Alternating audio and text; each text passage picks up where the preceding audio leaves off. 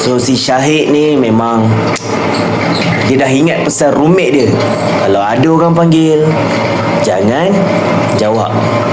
Jangan jawab. Benda tu tetap memanggil. Keep calling and calling. Panggil. 99 miss call from hantu.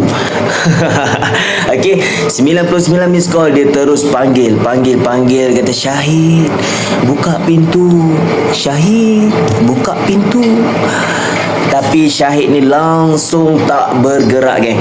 Langsung tak bergerak. Gila nak bergerak. Nak gimana? Duduk je diam-diam kat situ. Okey. Lepas tu dia pandang dekat pintu, dia nampak ada bayang. Okey. Dan tak lama lepas tu dia diam je ni, dia diam. Tak lama lepas tu bayang tu tiba-tiba menghilang. Okey, bayang tu bergerak lah perlahan-lahan. Okey, menghilang dari pandangan dia. Tapi bukan akhirnya. Bukan akhir lagi. Okay, so korang boleh tunggu next part, ataupun korang boleh tekan video yang aku dah sediakan dekat bawah ni untuk full video tentang kisah seram ni. Check it out. Assalamualaikum.